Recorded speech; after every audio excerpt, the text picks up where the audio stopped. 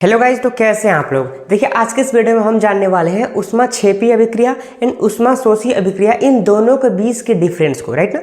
तो देखिए इस वीडियो का सबसे बेस्ट पार्ट होने वाला है इन दोनों का एग्जाम्पल, राइट।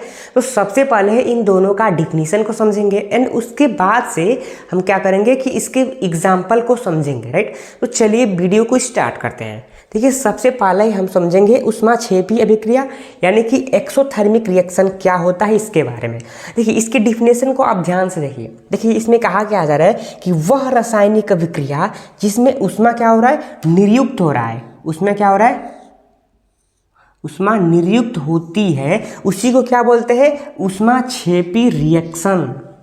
अब बहुत सारे ऐसे स्टूडेंट होंगे जिनको ये निर्युक्त शब्द का मतलब समझ में नहीं आ रहा होगा। देखिए निर्युक्त का मतलब होता है निकल जाना, निकलना। क्लियर हो गया। नहीं, फिर से एक बार हम पढ़ ले रहे हैं इसको सम्मिलित करके। देखिए वह रासायनिक अभिक्रिया जिसमें ऊष्मा निकलना यानी कि निकलता है, उसी को क्या बोलते हैं, ऊष्माक्षेपी अभिक्रिया। क्लियर हो गया। क्लियर। अब देखिए कि हम लोग इसके एग्जाम्पल को समझ ले रहे हैं। देखिए इसका एक बेस्ट एग्जाम्पल क्या है। देखिए ये आपके सामने क्या है, ये आपके सामने है पेज, पन्ना, राइट ना। अब हम लोग इसको क्या करेंगे, जलाएंगे। इसको आपके सामने हम लोग क्या करेंगे, इसको क्या कर रहे हैं, जला रहे हैं, राइट। तो आप अपने मन से बताइए कि ये जो धुआं निकल रहा है, राइट, अब इसके पास अपने हाथ को ले जाएंगे तो क्या होगा कि ये जो होगा वो हीट देगा, मतलब इससे गर्माहट मिलेगी, यानी इसी को कहते हैं ऊर्जा का निकलना। एंड जो ये धुआं निकल रहा है इसको बोलते हैं ऊष्मा का निकलना, राइट ना। तो क्या हो रहा है कि जब हम किसी वस्तु में आग लगा रहे हैं तो क्या हो रहा है कि उसमें से ऊर्जा और ऊष्मा क्या हो रहा है, बाहर निकल रहा है, राइट ना। तो सेम इसी रिएक्शन को क्या बोलते हैं हम लोग, ऊष्माक्षेपी अभिक्रिया। क्लियर हो गया। अब देखिए इसको हम बुझा दे रहे हैं।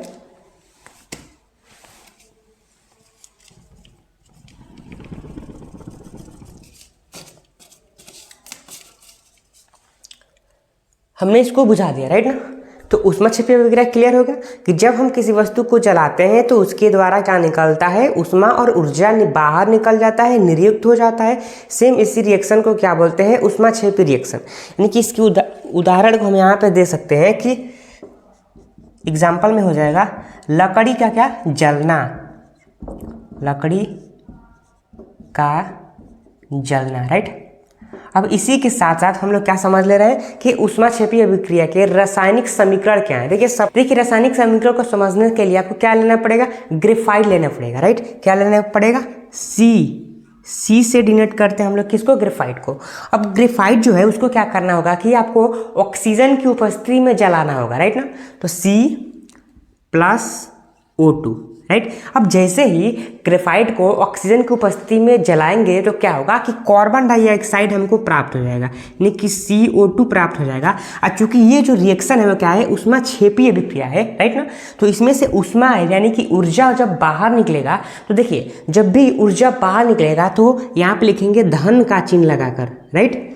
क्या करेंगे, अगर हम लोग ग्रेफाइट को ऑक्सीजन की उपस्थिति में जलाते हैं तो 94 KCl यानी किलो कैलोरी ऊर्जा क्या होता है, बाहर निकल जाता है, राइट ना। तो ये सबसे बेस्ट एग्जांपल है कि जब हम ग्रेफाइट को ऑक्सीजन की उपस्थिति में चलाते हैं तो कार्बन डाइऑक्साइड प्राप्त होता है और 94 किलो कैलोरी ऊर्जा भी हमको क्या होता है, बाहर निकल जाता है। क्लियर हो गया। देखिए तो इसी के साथ साथ हमारा ऊष्माक्षेपी रिएक्शन यानी कि एक्सोथर्मिक रिएक्शन क्या हो गया, क्लियर। अब बढ़ते हैं अपने ऊष्माशोषी अभिक्रिया यानी कि इंडोथर्मिक रिएक्शन के बारे में। देखिए इसमें क्या हो रहा था कि जो ऊर्जा है वो क्या हो रहा था, बाहर निकल रहा था। सेम इसमें होता है उल्टा, यानी ऊष्माशोषी अभिक्रिया में क्या होता है, उल्टा होता है। इसमें ऊर्जा की आवश्यकता होती है, ऊर्जा का अवशोषण होता है। देखिए इसके डिफिनीशन को समझिए कि वह रासायनिक अभिक्रिया जिसमें ऊष्मा का क्या होता है, अवशोषण होता है। अब इसके बेस्ट एग्जाम्पल को समझते हैं। देखिए जब भी आप बर्फ को लेते हैं, लेकिन जब तक वो फ्रीज में रहता है क्या रहता है कि वो ठोस रहता है, राइट ना। और जैसे ही हम फ्रीज से बाहर निकालते हैं तो क्या होता है कि जो हमारे वातावरण में जो हीट है, जो गर्माहट है, उसको अवशोषित करके वो क्या होने लगता है, पिघलने लगता है, राइट। अब मान लीजिए कि क्या होगा कि जो आपका शरीर का टेम्परेचर है वो 37 डिग्री सेल्सियस है, राइट। अब जैसे ही आप बर्फ़ को निकालकर अपने हाथ में रखते हैं तो बर्फ़ क्या होता है, पिघलने लगता है, यानी कि वो क्या कर रहा है, ऊष्मा का अवशोषण कर रहा है, राइट ना। तो यही है हमारा ऊष्मा शोषी अभिक्रिया, इसमें ऊष्मा का शोषण हो रहा है। देखिए ये जो नाम है ना ऊष्मा शोषी, इसी से क्लियर हो जा रहा है कि ऊष्मा का क्या हो रहा है, शोषी हो रहा है, यानी कि अवशोषण हो रहा है। तो यहाँ पे बेस्ट एग्जांपल हमारा क्या है, बर्फ का पिघलना, बर्फ का पिघलना। देखिए हम एग्जाम्पल यानी बर्फ को लेकर भी आपको समझा सकते थे, लेकिन जो थोड़ा इस समय है ना बर्फ को जमाने में थोड़ा टाइम लगेगा, राइट ना, तो इसलिए हमने आपको सिंपल सा समझा दिया, राइट ना, ऐसे ही। अब हम लोग क्या कर रहे हैं कि ऊष्मा शोषी अभिक्रिया के जो रासायनिक समीकरण है इसको समझ ले रहे हैं।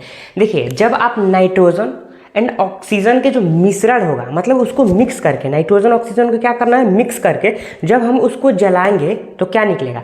देखिए यहाँ पे क्या है, मान लीजिए कि नाइट्रोजन को हमने ले लिया है प्लस ऑक्सीजन, नाइट्रोजन और ऑक्सीजन के मिश्रण को हमने क्या किया, जला दिया, तो यहाँ पे हमको प्राप्त हो जाएगा 2NO, राइट।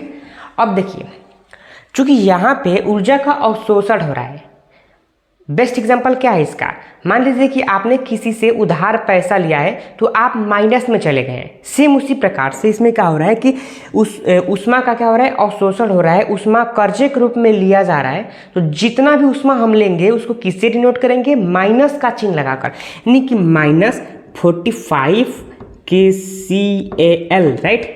क्या हो रहा है, हमारा ऊर्जा का अवशोषण हो रहा है इस अभिक्रिया को होने में, राइट। तो यही है हमारा ऊष्मा शोषी अभिक्रिया एंड ऊष्मा क्षेपी अभिक्रिया, राइट। तो देखिए हमने कितने सरलता से आपको इस वीडियो के माध्यम से समझा दिया ऊष्मा क्षेपी और ऊष्मा शोषी रिएक्शन को, राइट ना। तो अगर आपको ये वीडियो अच्छा लगा होगा तो आप हमारे चैनल MK नॉलेज, देखिए हमारा जो चैनल है वो क्या है, MK नॉलेज, यानी कि ये जो हमारा वीडियो है वो फर्स्ट वीडियो है, राइट ना। तो अगर आपको ये वीडियो अच्छा लगा हुआ तो आप हमारे चैनल MK नॉलेज को सब्सक्राइब कर दीजिए, राइट ना। तो धन्यवाद, मिलते हैं अगर नए वीडियो।